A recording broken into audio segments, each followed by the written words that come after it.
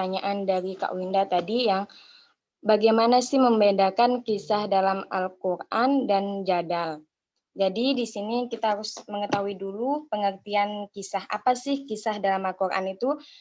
Seperti yang dijelaskan pada minggu kemarin ya, adalah tentang hal umat terdahulu, tentang kenabian dan peristiwa-peristiwa yang telah terjadi. Terus kisah Al-Quran itu menceritakan penciptaan manusia, pertama Nabi Adam dan kehidupannya. Intinya tentang dia menceritakan tentang kisah-kisah yang sudah terdahulu. Sedangkan di sini jadal adalah berita, debat yang diartikan dengan debat. Debat adalah pembahasan dan pertukaran pendapat mengenai suatu hal dengan saling memberi alasan untuk mempertahankan pendapat masing-masing. Jadi di sanalah kita dapat membedakan, yaitu berarti jadal itu adalah bagaimana sih debat-debat orang pada zaman dahulu. Mungkin ada yang ingin menambahkan. Kak Fauzia, berarti kalau misalnya jadal itu ini ya, debat-debat yang orang terdahulu tapi berdasarkan Quran, karena Quran sendiri itu banyak apa sih namanya, apa ya istilahnya, argumen yang paling kuat lah yang nggak bisa disanggah oleh siapapun gitu ya. Jadi misalnya nih, kayak misalnya orang kafir gitu kan, nah orang kafir kan, yang namanya orang kafir gitu kan ya. Jadi ketika ada orang kafir yang berdebat, nah terus kita mau apa sih ngasih istilahnya sanggahan gitu. Nah jadi kalau apa sih, gimana ya Kak, jadi orang jadi masih bingung juga Kak, gitu. Misalnya jadal ini apakah jadal ini alat atau ya alat untuk berdebat yang baik atau gimana gitu ya. Yuri sendiri pun masih bingung gitu Kak. Gimana ya Kak? Kak, Winda izin menambahkan sekaligus nanti mohon koreksinya ya Kak gitu. Berarti gini ya Kak, berarti jadal itu kayak misalkan jawaban yang orang-orang dulu, orang-orang kafir itu pertanyakan gitu. Kayak misalkan nih ya, orang-orang kafir dulu itu kan nanya, gimana kok bisa adanya hari berbangkit gitu kan. Terus sama Allah itu dijawab yang di surat Fussilat ayat 39 gitu. Kalau apa ya, kalau suburnya tanah aja sebelumnya itu gersang gitu, itu berarti bukti dong bahwa setelah kematian itu pasti ada kehidupan. Begitu bukan Kak?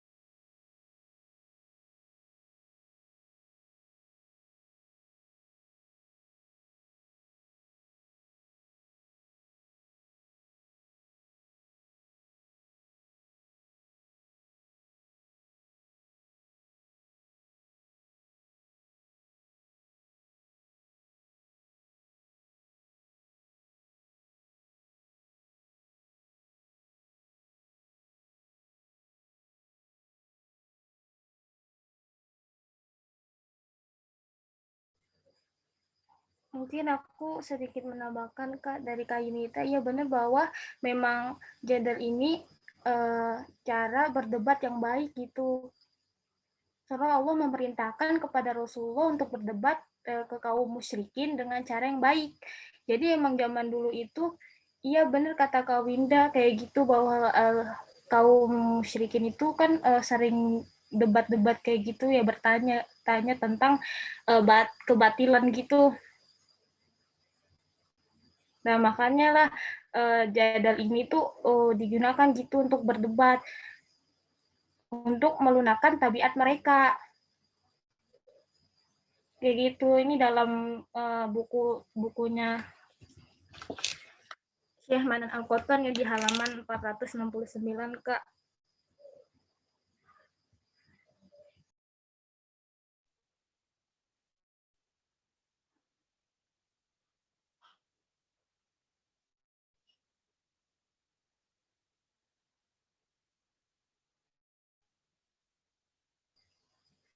metode debat yang digunakan Al-Qur'an ya, itu ya disebut dengan jadal kayak gitu. Jadi beda sama beda sama debatnya para ahli ilmu kalam, Kak.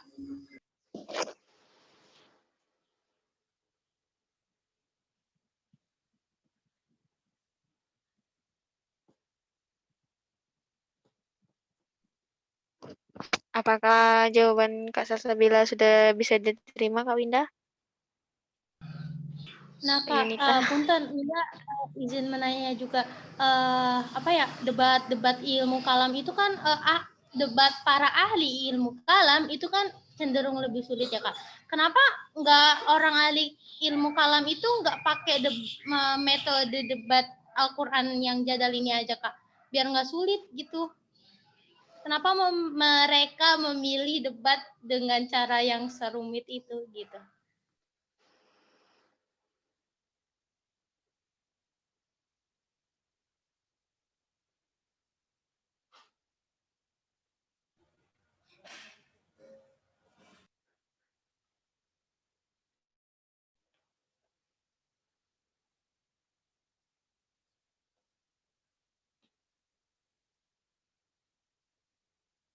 Zia, aku izin menjawab pertanyaan Kak Rialin di chat. Oh ya, baik Kak, silakan.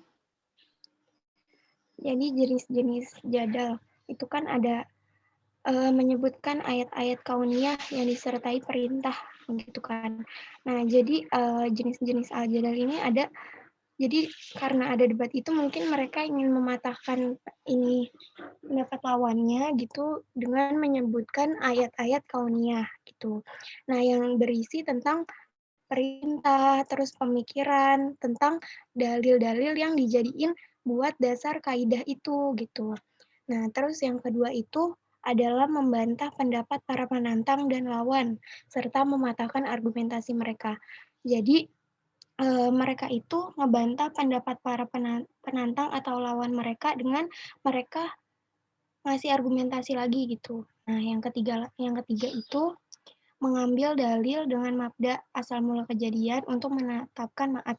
Jadi mereka itu karena ada debat ini, mereka nyari nih asal mula kejadian, kenapa bisa ada debat ini, apa nih asal mulanya, dari mana, nah kenapa bisa jadi kayak gini gitu.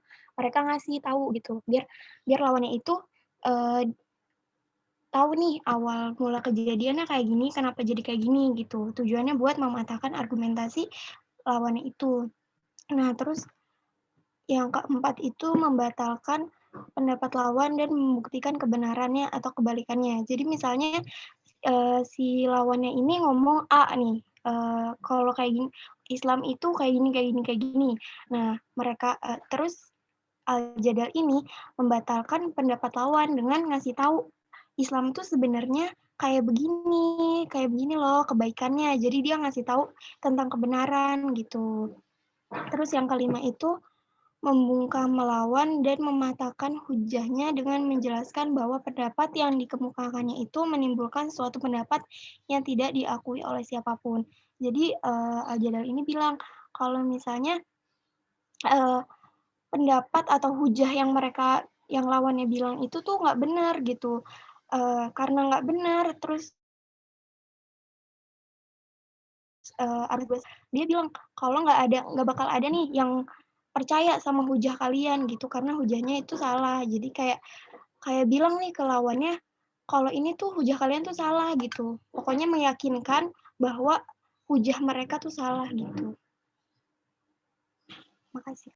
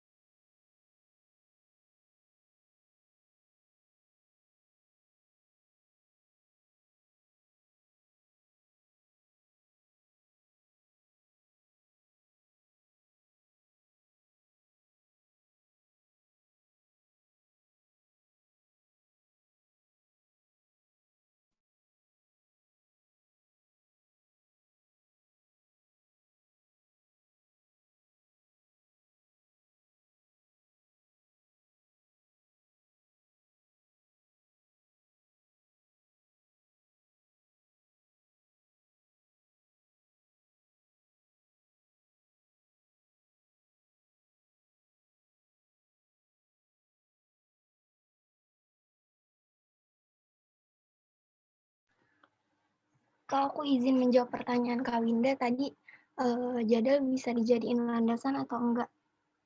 Kalau jadal itu sendiri kan debat ya, jadi kayak kita bertukar pendapat gitu.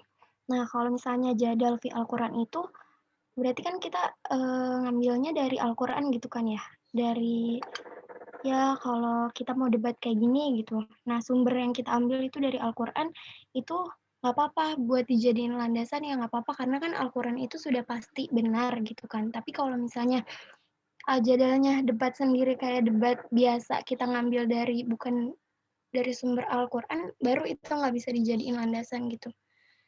Berarti dilihat lagi al-jadalnya itu dari mana gitu kita ngambil ininya, sumbernya gitu Kak. Kalau al-jadal fi Al-Quran berarti mungkin karena dia dari Al-Quran yang sudah pasti, maka bisa dijadikan landasan gitu Kak.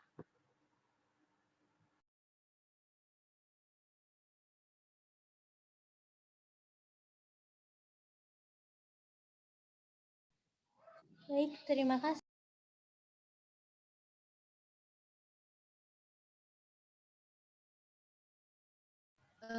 Kakak pemakalah, kan tadi kan dibilang bahwasanya jadal itu ini ya alat untuk berdebat ya Kak ya. Maksudnya jadal dalam Al-Quran ini buat debat-debat orang yang terdahulu gitu loh melawan orang kafir gitu ya. Berarti maksud kan terus baca tuh kan di suatu jurnal yang mana di situ disebutkan ada apa sih dalam kitab Itqan fi Ulumil Quran gitu kan. Imam Suyuti menyebutkan beberapa hal yang termasuk dalam jadal. Nah, sini kan bentuknya ada al-isjal ya, yaitu meletakkan kata yang menunjuk kepada lawan bicara dan juga apa yang dibicarakan. Contohnya surat Al-Imran. Rabbana wa atina ma wa'adtana ala rusulika wa la tuhzina yaumal qiyamah innaka la tukhliful mi'ad. Yang artinya, ya Tuhan kami, berilah kami apa yang telah Engkau janjikan kepada kami dengan perantaran Rasul-Rasul Engkau, dan janganlah Engkau hinakan kami di hari kiamat, sesungguhnya Engkau tidak menyalahi janji. Terus ada lagi surat Ghafir ayat 8, Rabbana wa adkhilhum jannati adnil lati wa'adtuhum wa ma salaha min abaihim wa azwajihim wa dzurriyyatihim innaka antal azizul hakim. Yang artinya, ya Tuhan kami, dan masukkanlah mereka ke dalam surga Aden yang telah Engkau janjikan kepada mereka dan orang-orang yang soleh di antara bapak-bapak mereka dan istri-istri mereka dan keturunan mereka semua. Sesungguhnya Engkaulah yang maha perkara lagi maha bijaksana. Berarti jadal di Al-Quran ini maksudnya ayat-ayat perdebatan gitu ya Kak? Dan bentuknya tuh kayak ayat perdebatannya tuh bentuknya kayak al-isjal contohnya gitu, salah satunya, atau gimana Kak? Iya Kak Yunita, jadi kalau jadal fi Al-Quran itu, dia itu pembuktian, kayak pembuktian gitu, pengungkapan tentang dalil-dalil yang terkandung di dalam Al-Quran buat orang kafir gitu, buat matahin argumentasi orang kafir itu gitu. Misalnya orang kafir tuh bilang Islam tuh jelek gini. Nah, Islam itu ngajarinnya yang jelek gini. Nah, kita ngasih nih dalil pembuktian tentang Islam itu baik gini, tentang ajaran Islam itu baik gitu. Jadi jadal fi Al-Quran itu pembuktian serta pengungkapan dalil-dalil gitu yang terkandung dalam Al-Quran buat matahin argumentasi lawannya gitu Kak. Oh gitu, iya. Oke, kalau lu terima kasih, dan pemateri lainnya paham. Kak, saya boleh menjawab pertanyaan dari Kak Winda yang tentang ilmu kalam itu, kenapa sih nggak make metode ini aja, jadal Al-Quran ini gitu, soalnya dia itu kan ya.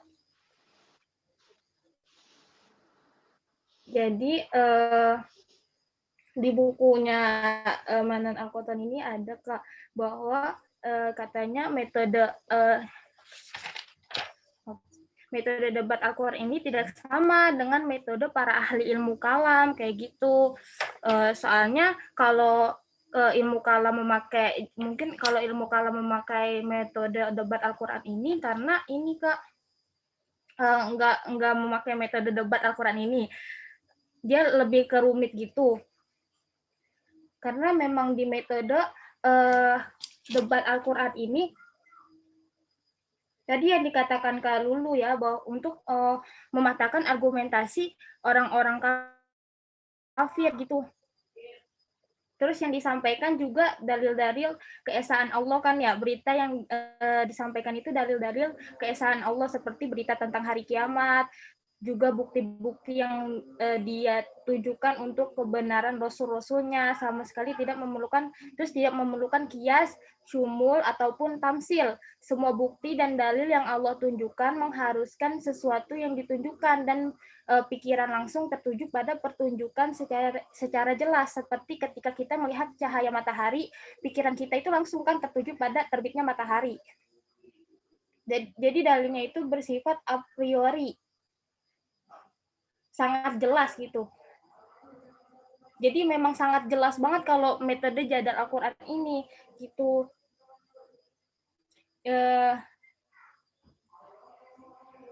Semua akal juga bisa sama-sama memahaminya. Sedangkan dalam metode ahli ilmu kalam itu tidak menggunakan jadal ini karena memang Al-Quran ini berisi semua jenis bukti dan dalil. Terus tidak ada bukti dan dalil baik yang bersifat logika maupun nakli, melainkan Al-Quran telah menyampaikan semuanya. Hanya saja Allah menyebutkan semua dalil dan bukti tersebut menurut kebiasaan bangsa Arab.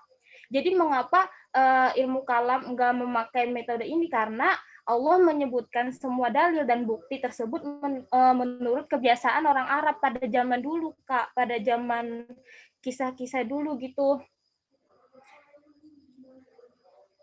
Sedangkan ilmu kalam itu mempunyai dua alasan. Pertama, karena apa yang Allah sampaikan dalam firman-Nya.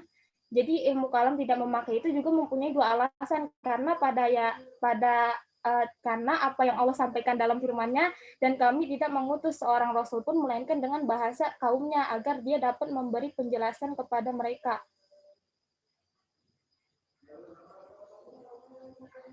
Kedua alasannya, orang yang condong pada dalil yang rumit adalah orang yang tidak mampu menegakkan hujah yang besar.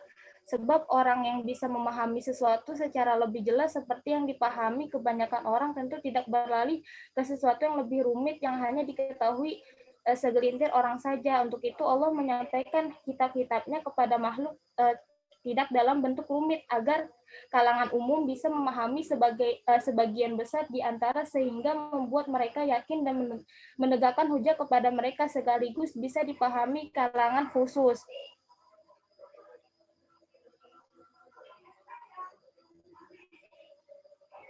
Jadi memang ilmu kalam ini memang sangat rumit. Jadi mengapa ilmu kalam nggak memakai metode tadi debat Al-Quran?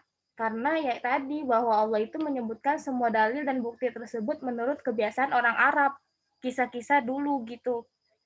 Sedangkan kalau ilmu kalam itu kan harus menggunakan pendahuluan dan kesimpulan sebagai acuan gitu, seperti berdalil pada sesuatu yang menyeluruh dalam kias syumul dan berdalil pada salah satu dari dua bagian untuk menunjukkan yang satunya lagi dalam kias tamsil, kayak gitu, pakainya kiasan gitu Pak, atau pakainya ke dalam ilmu mantik.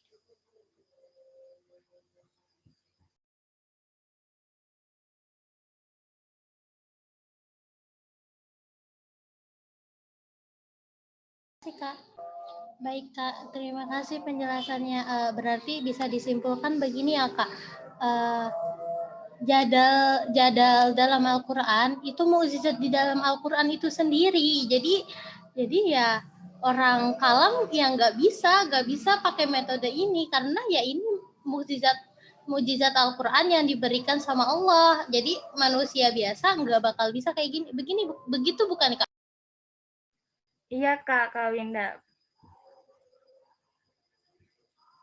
Jadi nggak bisa di otak-otik gitu ya Kak, nggak bisa dengan dalil kias ini. Jadi benar-benar Allah yang yang turunkan Al-Quran itu untuk berdebatan orang kafir dulu gitu.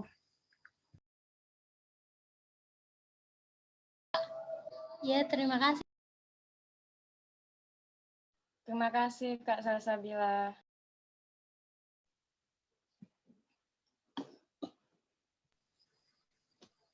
Kak Fauzia, Ya. Apakah apa boleh bertanya Kak? bertanya? Ya. Tadi kan ada urgensi gitu ya, itu kan kayak manfaat gitu ya Iya, mempelajari ilmu kalam. Terus tujuannya ya. apa Kak gitu? Apakah sama kayak urgensinya gitu? Oke, jadi pertanyaannya tujuannya ya Kak? Iya Kak. Oke.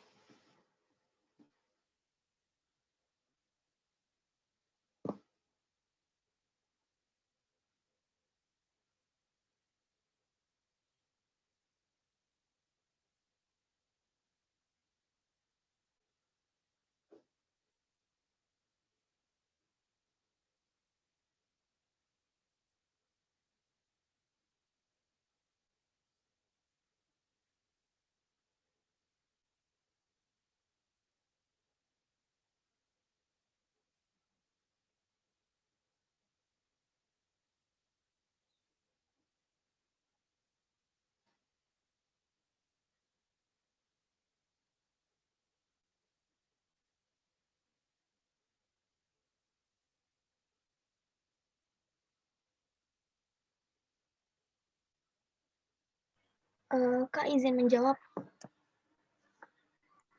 Kalau tujuan dari jadal Al-Quran itu sendiri adalah buat menetapkan akidah tentang wujud dan wahdaniyah Allah serta petunjuk dan syariah bagi yang membutuhkan gitu.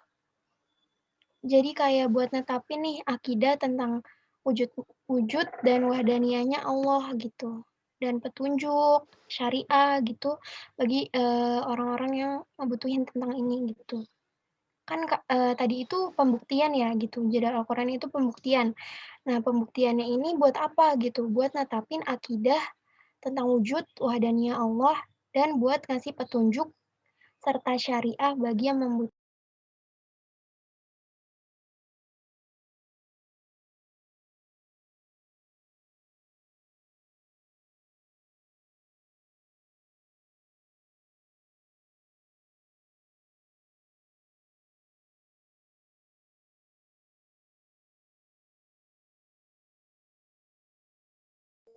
Mungkin gini kali Kak, untuk mengungkapkan gitu ya, mengungkapkan kehendak Allah gitu dalam suatu penetapan akidah atau syariat gitu ya.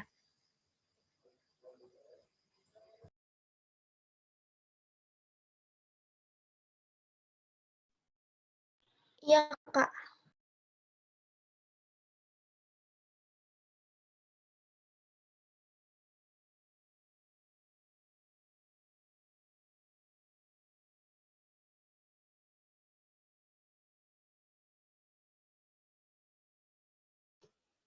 Baik teman-teman, apakah ada yang ingin bertanya lagi?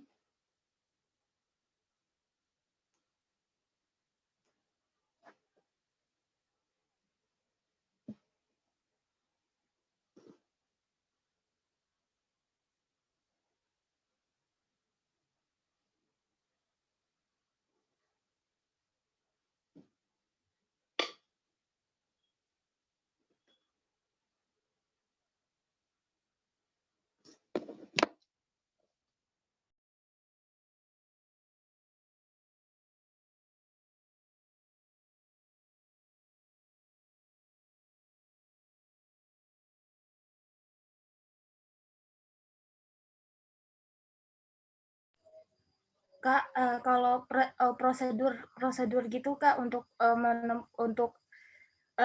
jadal Al-Quran ini gitu.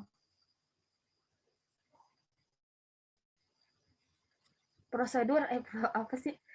Prosedur yang ditempuh gitu dalam jadal Al-Qur'an ini gitu, Kak.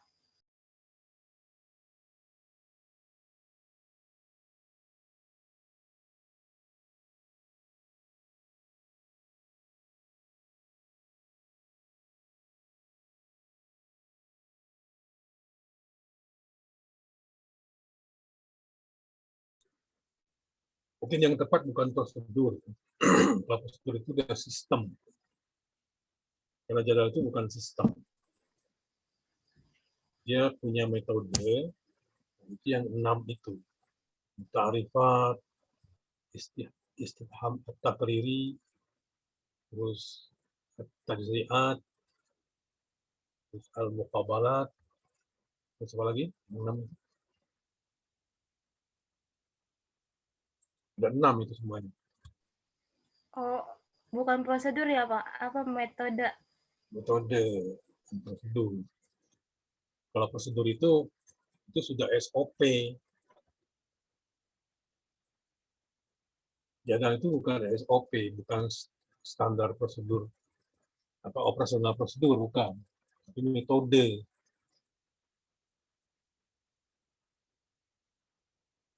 Yang 6 itu loh, yang ta'rifat,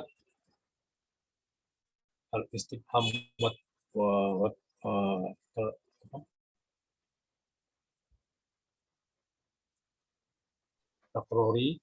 takriri, at-tajzi'at, apa lagi itu? Qiyas al-khalaq, tamsil, al-muqabalah.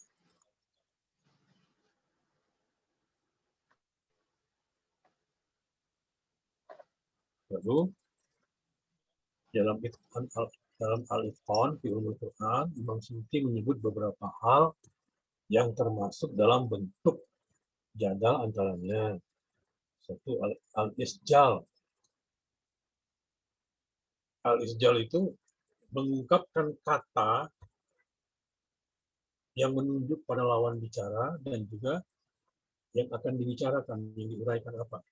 Misalnya contoh, surat Ali Imran ayat 194. Ya kan? Rabbana wa atina ma wa'atana ala rusulika wa la tukhzina yaumil qiyamah innaka la tukhliful mi'ad. Itu contohnya. Itu bentuk jadal isjal. Kemudian bentuknya intikal. Intikal itu memindahkan argumen yang dijadikan dalil ke arah argumen yang tidak dapat diikuti oleh lawan bicara. Contoh misalnya surat Al-Baqarah 258 itu cerita tentang Nabi Ibrahim. Nabi Ibrahim berdebat dengan Namrud, Raja Namrud. Raja Namrud bertanya, apa kelebihan Tuhanmu? Bahwa Tuhan saya itu bisa menghidupkan yang mati, mematikan yang hidup.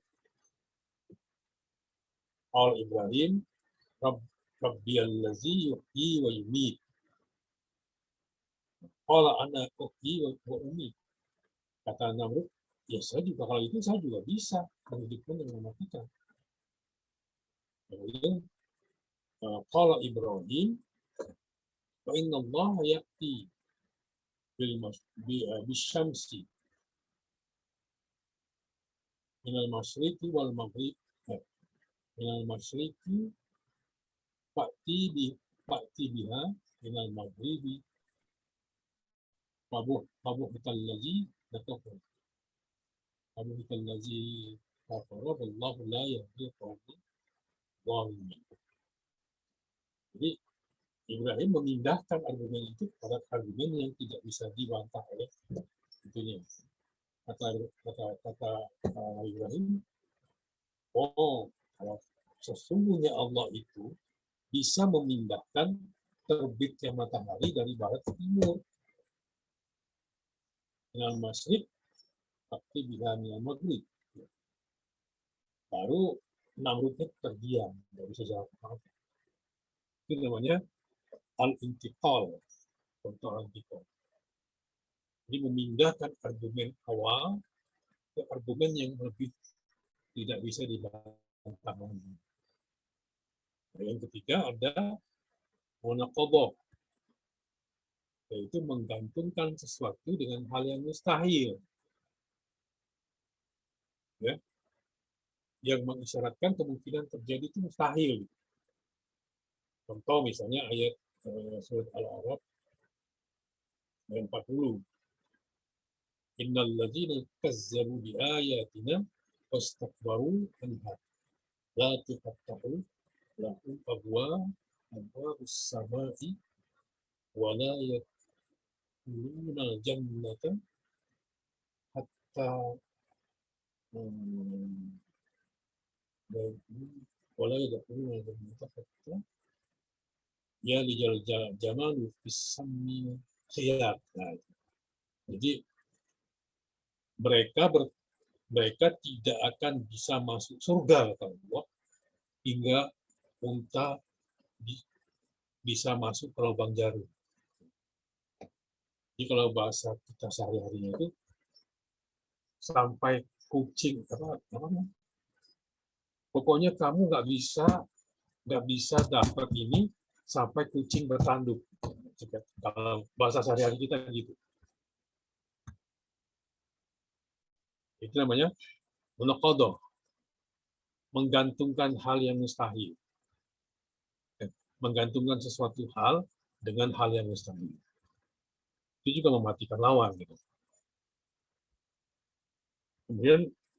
Kemudian juga tujuan dan metode jadal antara lain itu sebagai jawaban atau untuk mengungkapkan kehendak Allah SWT di dalam penetapan dan kebenaran akidah, ya, atau syariat-syariat dan persoalan-persoalan yang dibawa dan dihadapi oleh para rasul atau nabi-nabi yang oleh sekaligus juga sebagai bukti dan dalil-dalil yang dapat mematahkan dakwaan pertanyaan yang muncul di kalangan umat manusia sehingga menjadi jelas jalannya dan petunjuknya ke arah yang benar. Itu seperti misalnya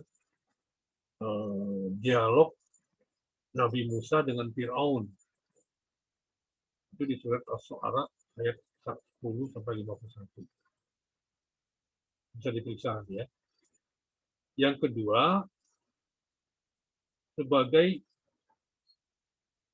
layanan dialog bagi kalangan yang memang benar-benar ingin tahu. Kalau yang tadi itu menghadapi orang yang ingkar, yang tidak mau percaya. Bahkan kalau Fir'aun itu menganggap dirinya Tuhan. Yang kedua, ingin menghadapi cara kita berdebat kepada orang yang memang ingin tahu. Kegelisahan Nabi Ibrahim misalnya, yang ingin menambah keyakinannya supaya dia bisa lebih tenang tentang bagaimana Allah menghidupkan makhluknya yang telah mati.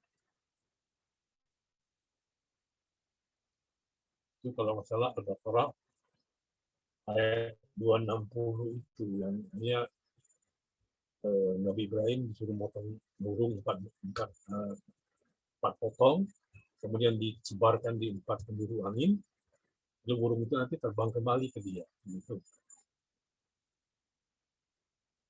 Ketiga, tujuannya itu adalah untuk menangkis dan melemahkan argumentasi orang-orang kafir yang sering ngeyel, nyinyir gitu, mempertanyakan permasalahan dengan jalan menyembunyikan kebenaran. Jadi ini seringkali kita lihat di fenomena sekarang itu, sebenarnya orang tahu bahwa Pak Jokowi itu presiden yang baik yang sedang berjalan.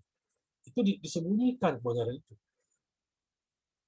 Nah ini sama dengan waktu kejadian yang dahulu kala.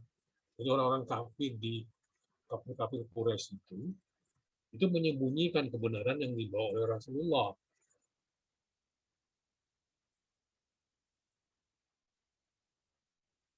Misalnya contoh Al-Mu'minun ayat 5.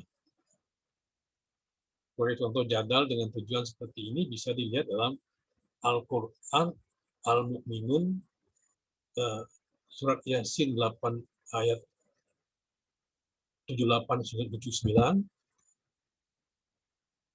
Jadi mereka menyembunyikan kebenaran itu, sedangkan mereka tahu. Itu maksudnya. Ketiga itu menghadapi tiga bentuk itu. Yang pertama adalah orang yang betul-betul tidak percaya, mengingkari, gitu. Seperti Fir'aun itu kan, atau Raja Namrud tadi. Nah, yang kedua itu melayani orang-orang yang pengen tahu betul. Gitu. Yang ketiga, orang yang menyembunyikan kebenaran. Tiga itu mukhatab daripada jadal Al-Quran. Nah, metodenya tadi yang 6 itu. Ta'rifat, contohnya misalnya surat Al-An'am 95 sampai 100. Innallaha khaliqul habbi wan nawa yukhrijul hayya minal mayyiti wa mukhrijul mayyiti minal hayy. Dzalikumullah fa anna. Ini ta'rifat ini adalah Allah menjelaskan gitu, memberi kabar, tapi di ujungnya selalu ditanyakan. Misalnya, sesungguhnya Allah menumbuhkan butir-butir tumbuh-tumbuhan dan biji-biji buah. Ya, yang mengeluarkan yang hidup dari yang mati dan mengeluarkan yang mati dari yang hidup, yang diisi sifat-sifat demikian adalah Allah. Hanya Allah yang bisa begitu. Maka mengapa kamu masih berpaling? Ya kalau kita analogikan dengan kejadian sehari-hari, seperti seorang bapak misalnya, anaknya bandel. Kata bapaknya, apalagi sih, nak? Kamu mau sekolah, bapak ikutin. Kamu mau minta motor, bapak kasih. Kamu mau kos, bapak carikan tempat kos. Kamu minta uang saku, bapak kasih uang saku. Kamu ini semua di. Apalagi? Kamu apalagi ya kamu? Alasan kamu. Nah, seperti itu ketarifan. Kemudian yang al-istifham at-taqriri, berbentuk bertanya, tapi jawabannya juga sudah dijelaskan. Misalnya ada seorang bos kan, kamu tahu siapa yang punya perusahaan ini? Kan saya. Kamu tahu siapa yang gaji kamu? Kan saya. Itu cara berdebat juga, mematikan lawan. Al-istifham al-taqriri. Nah, kalau di dalam Al-Quran itu seperti tadi surat Yasin itu tadi. Surat Yasin ayat 81-82. Bismillahirrahmanirrahim. Awalaisallazi khalaqas samawati wal arda biqadirin ala an yakhluqa mislahum bala wa huwal khallaqul alim. Inna ma'amruhu iza arada syai'an itu istifham taqriri itu. Dan tidakkah Tuhan yang menciptakan langit dan bumi itu berkuasa menciptakan yang serupa dengan itu? Kan? Bala wa huwal khallaqul alim. Benar adanya. Dia yang berkuasa. Dialah Maha Pencipta. Jadi Allah bertanya, tapi Allah juga menjawab. Satu metode. Terus, innama amruhu iza arada syai'an ayyakula lahu kun fayakun. Ya, sesungguhnya keadaannya, ya, apabila dia menghendaki sesuatu, hanya cuma berkata kun, jadilah, fayakun, maka jadilah. Artinya Tuhan meremehkan orang lawan itu. Jadi contohnya itu kita bisa pakai metode ini. Kalau dalam kehidupan hari-hari itu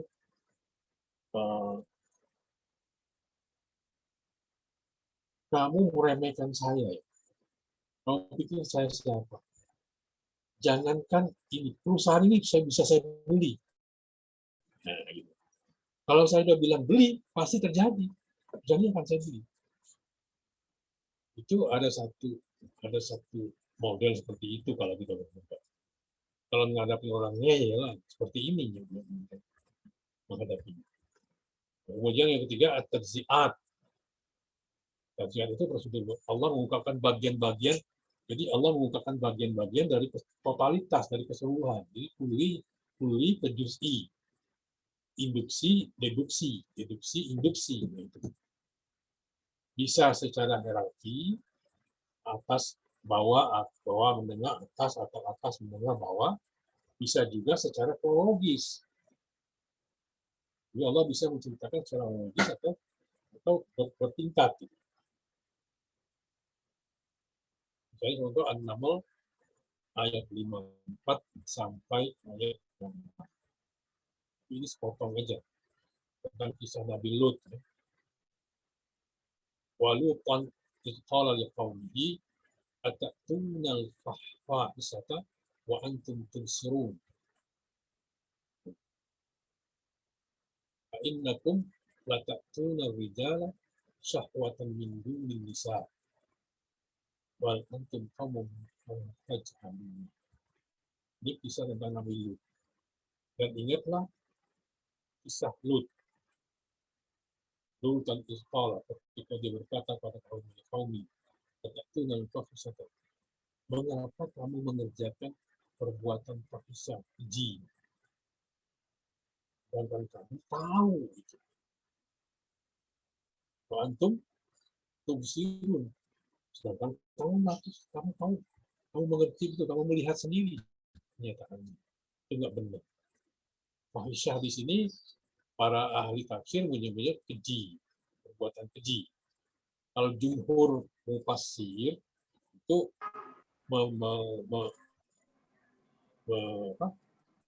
menyusun atau sepakat bahwa perbuatan keji atau fahisyah itu adalah perbuatan zina.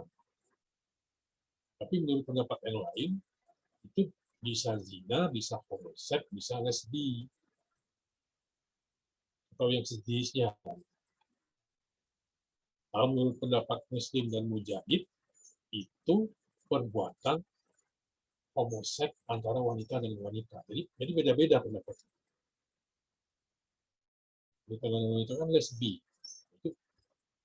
Itu di zaman Nabi Lut. Makanya diazab oleh Allah. Mereka habis semua. Nah, perkataan kaum Lut kepada sesamanya ini merupakan ejekan. Ejekan terhadap Lut dan orang-orang beriman kepadanya.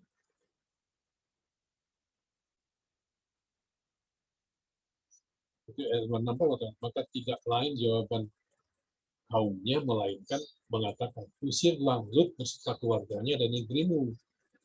Karena sesungguhnya mereka itu orang-orang yang mendakwakan dirinya bersih. Itu ejekan kaum Nabi Lut pada Nabi Lutnya. Kemudian yang keempat, itu kias al-khalaf. Kalau dalam Indonesia sebutnya analogi terbalik.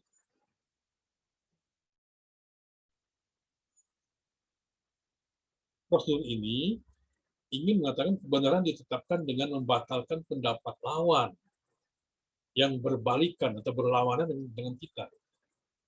Karena dalam realitasnya atau dalam realitas kehidupan tidak dapat berkumpul dua hal yang sangat berlawanan itu. Memang dalam kehidupan tidak bisa dikumpulkan yang hak dan yang batil, atau yang benar dan tidak benar. Itu tidak bisa berkumpul satu waktu. Nah, contoh misalnya Al-Anbiya ayat 1 dan 22. Bismillahirrahmanirrahim. Amit takhazu alihatan minal ardi hum yumsirun. Ya, hum yumsirun ya. Kemudian ayat selanjutnya. Lau kana fihima alihatan illallah la fasadata. Subhanallahi rabbil arsil amma yasifun. Amit tahazu alihatan. Apakah mereka mengambil Tuhan-Tuhan dari bumi? Atau mereka apakah mereka menyembah Tuhan-Tuhan dari bumi yang dapat menghidupkan orang-orang mati? Itu pertanyaan kan? Itu kias Allah. Laukana fihima alihatan ilallah, sekiranya ada di langit dan di bumi Tuhan selain Allah,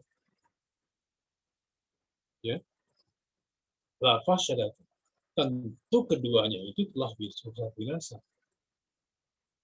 Subhanallahi rabbil arsi amma yasifun. Maka maha suci Allah yang mempunyai ars daripada apa yang mereka sifatkan. Itu kias Allah. Kemudian yang kelima, at-tamsil. Allah mengungkapkan perumpamaan bagi satu hal. Perumpamaan tersebut maksudnya dimaksudkan agar suatu kebenaran dapat dipahami secara lebih cepat dengan perumpamaan itu dan lebih mudah. Lalu juga maknanya lebih melekat di dalam sanubari atau jiwa lawan. Untuk ini antara lain disebutnya dalam firman-nya surah Al-Baqarah ayat 259. Saya lupa ayat ini, nggak begitu apa betul. Bismillahirrahmanirrahim. Au kallazi marra ala qaryatin wa hiya khawiyatun ala ursiha qala anna yuhyi hadhihi Allah ba'da mautiha. Kalau diartikan kira-kira begini. Apakah kamu tidak memperhatikan orang yang melalui satu negeri yang temboknya telah roboh menutupi atapnya? Terus dia berkata, bagaimana Allah menghidupkan kembali negeri ini setelah hancur? Maka Allah mematikan orang itu 100 tahun lagi. Kemudian menghidupkannya kembali. Terus Allah bertanya, berapakah lamanya engkau tinggal di situ? Orang itu menjawab, saya tinggal di sini sehari atau setengah hari. Di perasaannya itu sehari atau setengah hari, padahal 100 tahun. Lalu Allah berfirman, sebenarnya kamu telah tinggal di sini 100 tahun lamanya. Ini agak mirip dengan buah kahfi itu, pemuda di kahfi. Lihatlah betapa, lihatlah kepada makanan yang dan minumanmu yang belum lagi berubah. Lihat juga kepada keledaimu. Keledainya itu sudah jadi tulang berulang. Kami akan menjadikan kamu tanda kekuasaan bagi manusia. Kami akan menjadikan kamu sebagai tanda kekuasaan kami bagi manusia. Dan lihatlah pada tulang berulang itu. Kemudian kami menyusunnya kembali, kemudian kami membaliknya dengan daging. Maka kalau telah nyata kepadanya, bagaimana Allah menghidupkan yang telah mati, dia pun berkata, saya yakin Allah, bahwa Allah lah yang maha kuasa atas segala sesuatu. Yang terakhir adalah bentuk metode al-muqabalat. Al-muqabalat itu adalah mempertentangkan dua hal yang salah satunya menjadi efek yang lebih jauh lebih besar dibandingkan dengan yang lainnya.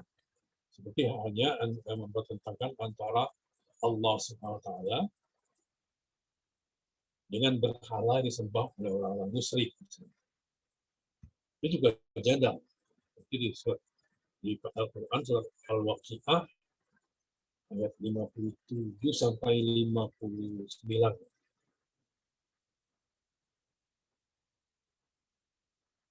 Bismillahirrahmanirrahim. Nahnu khalaqnakum falaula tasaddiqun. Afara'aitum matumnun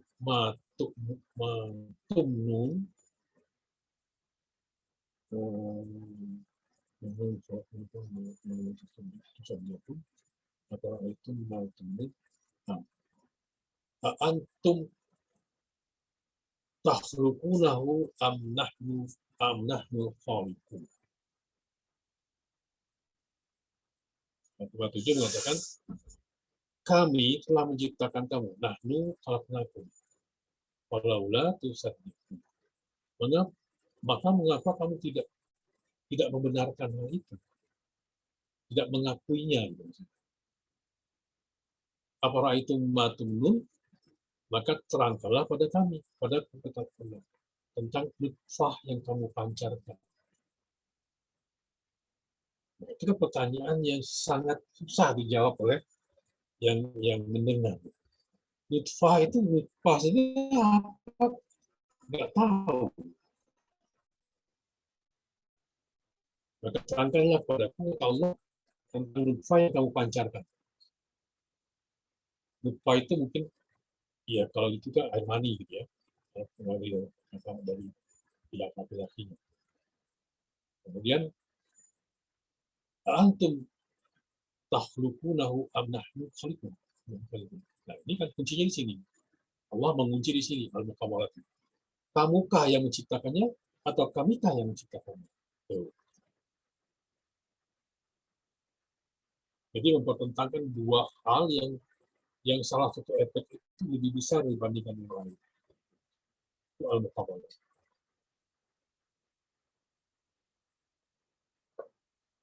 Jadi kalau mencari ciri-cirinya itu ya harus dari metode yang ini, yang 6 ini. Ya. Terus bentuknya tadi 3 itu. Ada yang bentuknya jadal terpuji, mamduh. Ya. Ada jadal yang mazmum, yang tercela.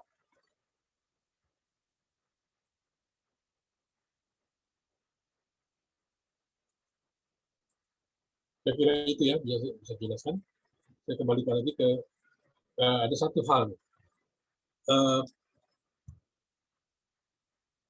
Perdebat itu sebenarnya fitrah manusia.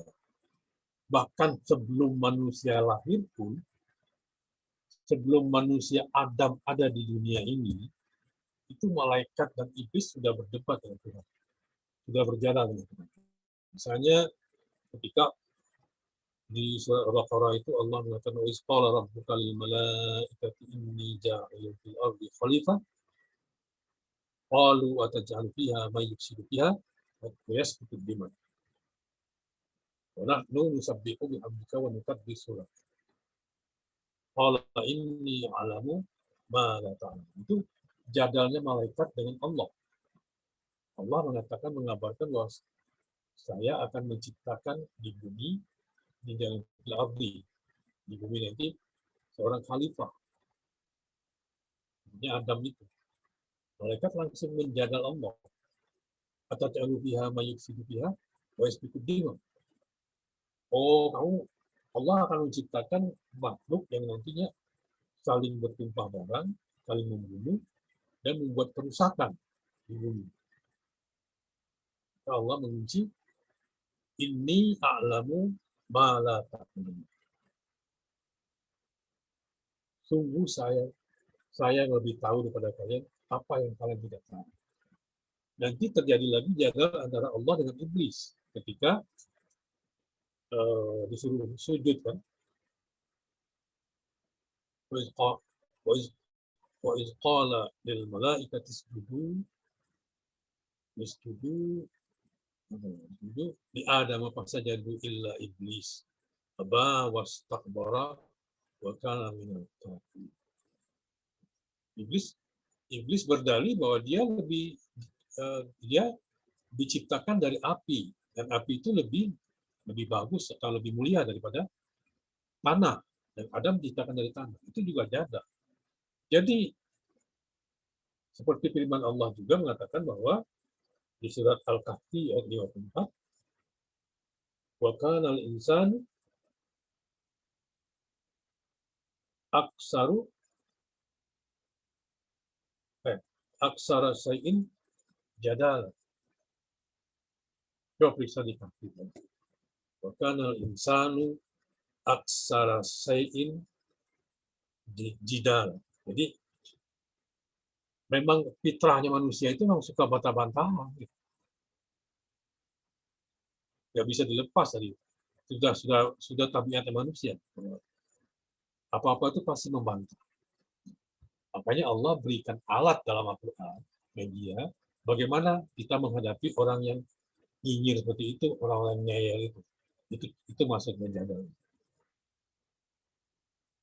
Kemudian, kalau kita menjadi bingung kadang-kadang definisi jadal itu, pengertian jadal secara terminologi, itu memang kita maklumi. Karena dulu buku yang dikarang tersendiri oleh Najamuddin At-Tufi, itu pengarangnya, Imam Najamuddin At-Tufi, pernah mengarang Jadal fil Quran. Dan buku itu di Indonesia tidak ketemu. Tidak ada di perpus Indonesia. Oleh karena itu, makanya Ma'na Al-Qattan berbeda dengan Al-Zarqani misalnya. Berbeda lagi dengan Al-Itqan Sayuti. Berbeda lagi dengan Al-Burhan karangan Zarkasi. Karena itu, buku induknya itu kita nggak punya. Dan itu langka di dunia. Itu karangan Imam Najamuddin At-Tufi.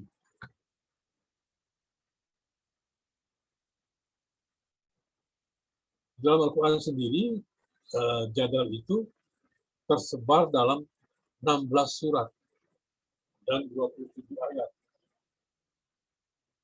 Di 16 surat dan 27 ayat. Disebutkan 29 kali dalam Al-Quran tentang kata jadal itu. Saya kira itu yang saya sampaikan. Saya kembalikan ke siapa tadi itu?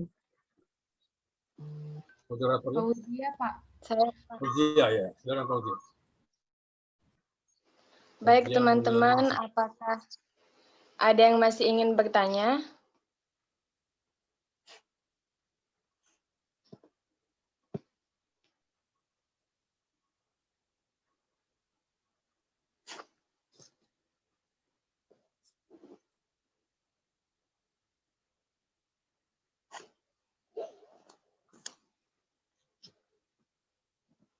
Kalau nggak ada cukup kali ya.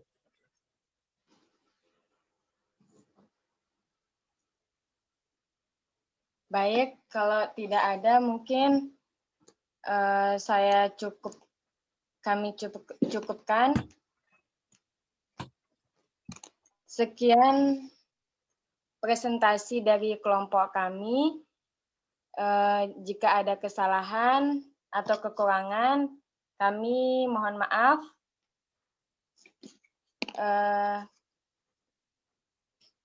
Terima kasih buat semuanya. Terima kasih buat Bapak dan teman-teman. Kami tutup presentasi kali ini dengan sama-sama membaca Alhamdulillah. Alhamdulillahirabbil alamin. Assalamualaikum warahmatullahi wabarakatuh. Waalaikumsalam warahmatullahi wabarakatuh. Nida Rohma deh. Nida Rohmatika, Pak. Nida Rohmatika ya. Tadi udah dikirim belum, Nida? Tadi udah, UTS-nya udah ya? udah. Tapi belum tahu kalau udah kekirim. Iya, nanti Bapak kirim. Ya, Pak. Kamu kirim cepat dulu laporan kuliah, nanti Bapak cek itunya apa UTS-nya. Ya, Pak. Tapi udah semua kan? Sudah semua dikirim ya? Ada yang belum, Pak. Yang cuti sama Kak Hamidah. Belum juga hari ini dia juga lagi izin. Ya kan udah 3 minggu, masa nggak jadi. Makanya saya bilang begitu lewat sudah selesai. Masa 3 minggu nggak bisa selesai? Mungkin alasannya juga dibuat-buat. Oke, yang cuti oke, dia tidak ikut kuliah ya.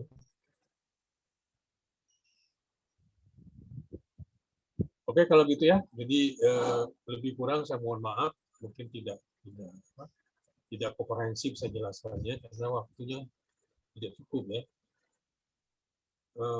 Semoga minggu depan kita tetap sehat dan bisa melanjutkan kuliah kembali. Minggu depan kalau nggak salah Al-Ijaz ya. Kalau salah iya Al-Ijaz dalam Quran. Mukjizat dalam Quran. Baik, lebih kurang saya mohon maaf. Wabillahi taufiq wal hidayah. Assalamualaikum warahmatullahi wabarakatuh. Sampai minggu depan ya. Warahmatullahi wabarakatuh. Terima kasih, Pak. Terima kasih, Pak. Jika Kak Pemakalah. Pamit. Ya, dadah. Yang tadi nyatet Uki, aku mau ya. Iya dong, mau dong. Nyatet Apalagi kayak Kak. yang bagian bapaknya.